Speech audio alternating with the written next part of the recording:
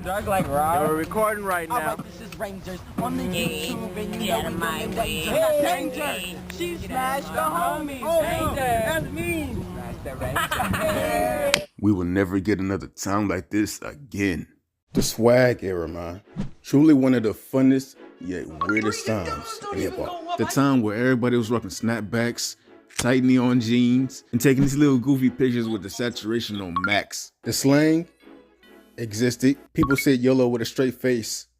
That's crazy. Although the swag era had its cringy moments, it was truly a fun time in hip hop. And nothing better reflected that than the music. The music in his era ranged from partying, smoking, or just simply swag. Hence the name swag rap. This was truly an interesting time. A time I don't feel gets talked about in full too often. So today, I only speak on the swag era. From its birth out of the crank era, all the way until its death with the rise of SoundCloud rap. It's time to talk in full about this weird time and place in hip hop we call the swag era. Let's get into it. Now, most people would skip 2008 when speaking on the swag era. And it's understandable considering that Atlanta was still going strong in 2008. But it was in this year that the shift really started to take place, moving away from the crunk and more into the uppity vibe that we know as swag rap now. But me personally, I would probably even take it back to the year prior, 2007, with Soulja Boy. At least in the dancing side of things. Because from 2007, from 2015, there was a hit dance every single year. And Soulja Boy is the reason why. No debate. Going back to 2008 though, people were still rocking the baggy clothes, fitted hats, and chains that go down to the floor. All of that was still going on.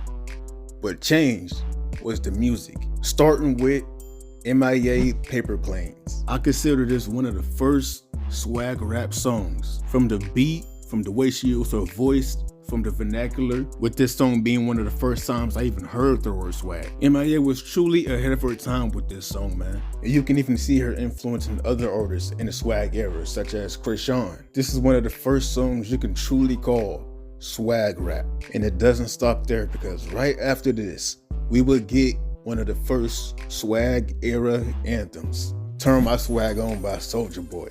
Man, when I tell you, you was not walking in your classroom without hearing somebody humming this song.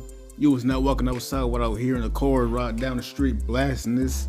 And when I say there was no better feeling than waking up in the morning and having this song blast on MTV or BET, man, this song and Paper Planes truly showed us that there was another era on the rise. But these two weren't the only ones cooking, because although they had the sound, the kids down in LA had the look. While the rest of the world was still rocking baggy clothes, they decided it was time to get some clothes that fit. Maybe a little too much. And then their different style of dressing, they also started to move different. By picking one leg up and dropping to the ground, skipping in reverse and moving their hands from side to side, they created two of the biggest dances in this era, the jerk and the Dougie. Although in this particular time, it wasn't as big, but locally, it was undeniably a movement. And with them uploading videos of them doing these dances on YouTube, they were planting the seeds of what will become a worldwide phenomenon. But before that would happen, we would get hit with not only a certified swag era anthem, but a song with one of the best beats of the past 20 years. Swag Surfing. This song is a timeless turn-up classic, man. The energy that each member of the Fly Life Youngsters bring to this song is ridiculous. And I already said about the beat. It's the horns on this song that truly make it legendary, man. This song single-handedly took swag to the next stage in 2009, but this next song solidified it. Now remember when I said there was a movement going on in LA, but it wasn't yet global? That is until these two changed the face of hip hop for the next 5 years to come. Enter the New Boys, Legacy and Ben J specifically. Like I said, these two saw what was going on in Cali, made a song about it, uploaded to YouTube, and it took off. The once local dance is now a global phenomenon. Everybody and their mama became a certified jerker, man. Not only did they make the jerk movement global, they also brought the key component to the swag era itself, and that's the fits. Gone were the days of the big white tees, fat baggy pants, man, and especially the fitted hats. Into the new era. Bright colored t-shirts, Converse, Vans, or retro Jordans, all topped off with a snapback. The new wave of hip hop was here, and the swag era had officially begun.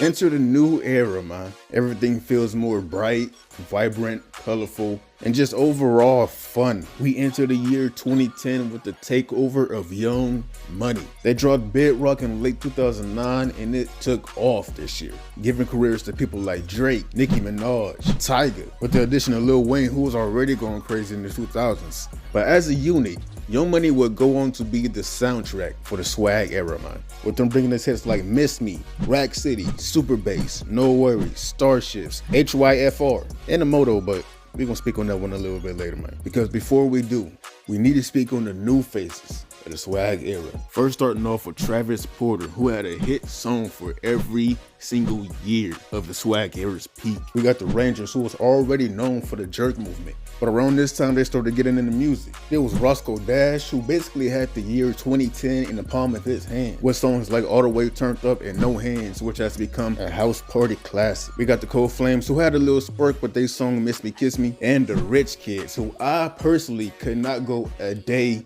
without hearing in my house. My brothers had these dudes on the stereo blasting through the house every single day, but I wasn't complaining with songs like I See You, Bend Over, and Nothing Else to Do. But there's one person who came on the scene and completely dominated this era. The one person who had everybody screaming Taylor Gang and made smoking a key factor in this era. The one and only Wiz Khalifa. Now, he was already making a name for himself back in 2009, but 2010 is when he really got his time to shine. Dropping his mixtape Cushion OJ made him an overnight sensation, with songs like Memorize, Never Been, The Statement. But none of those songs would compare to what his 2010 hit Black and Yellow would do for not only his career, but also the culture as a whole. Man, once this song blew up, there were miniature Wiz Khalifas everywhere. Had cats saying Taylor Gang, they started smoking. They even started getting the fro with the little highlight in the middle, man. When I tell you he had this era in a chokehold, man. And not even to mention what he did with Young, Wild, and Free and Mac and Def go to high school, but we gonna continue. Chris Brown was going crazy during this time. Forgot to mention that. He had Deuces, Drop It Low, Look At Me Now. And matter of fact, let's get into Chris Brown. Not only Chris Brown, but light skins. Because I feel like people really be forgetting that this wasn't only just the swag era, it was also the light skin era. And Chris Brown, Tyga, and Drake ran the light skin era, bro. A lot of the stereotypes we know about light skin people now came from this era. From the emotional thing with Drake, the pretty boy act with Chris Brown and Tyga, who basically became a duo during this time, or the F-boy mannerisms, like it really all came from these three. Mainly.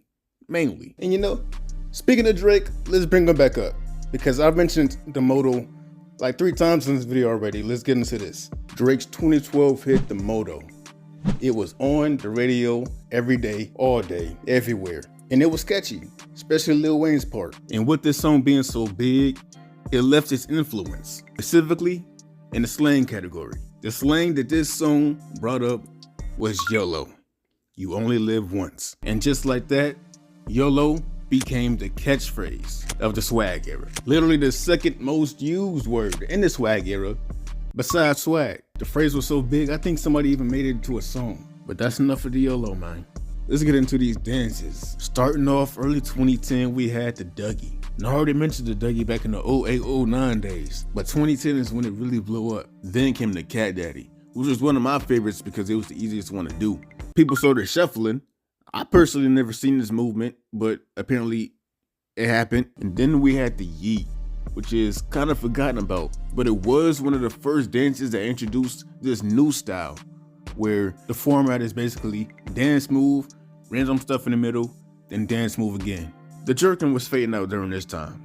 So yeah, all those extravagant moves that was going on was starting to be long gone. Enter 2013, the first sign of change. As I already mentioned, the dances weren't as fun or extravagant. A lot of the swag era artists that I mentioned previously faded to obscurity, and as a effect, new artists was coming in and changing the sound. Into the Migos with their flow and cadence, Chief Keef with the drill scene, and Speaker Knuckles with his melodic flow and his beats. The fun and colorful sound of swag rap was fading away, and as a whole, the swag era was in its final days. The era was in its last days. Sounds were changing, and the swag was changing with it. Gone were the bright color shirts, neon jeans, in with the long shirts, ripped up skinny jeans, and bucket hats. But those filtered up pictures were still going crazy though. That ain't changed. The new artists were coming in a boatload and changing the sound forever. Chief Keef, Young Thug, Rich Homie Quan, Daisy Loaf, K Camp. The older artists that managed to survive that era adapted. Things surely were changing. But not everything changed. The dancer craze was still going on. People wasn't jerking anymore, but there were new dances. We had the D-Lo Shuffle, which is one of the last few dances we had that actually required more than one movement. Then we got the Nene, which was one of my favorites at the time. This dance was undoubtedly everywhere in 2014. We had the Whip, which was very, very basic. Like there was nothing, you just swung your arm.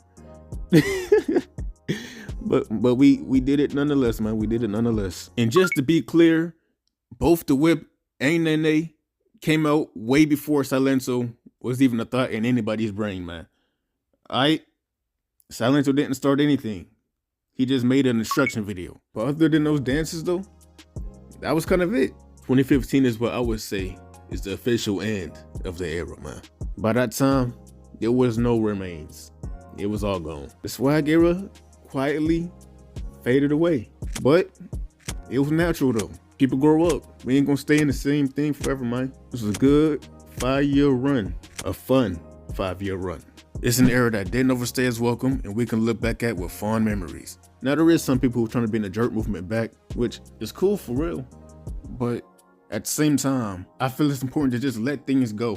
Let that time period be that time period. Let that fond memory be that fond memory. You don't want to bring it back oversaturated and then destroy it. Instead, I hope that we could bring fun back to hip hop in a new way, in a fun, spontaneous way. Same way swag rap came, same way the new one is gonna come. Now what that era will be, only time will tell. That's for the newer generation to decide. And with the way things are looking now, I say that time is only around the corner.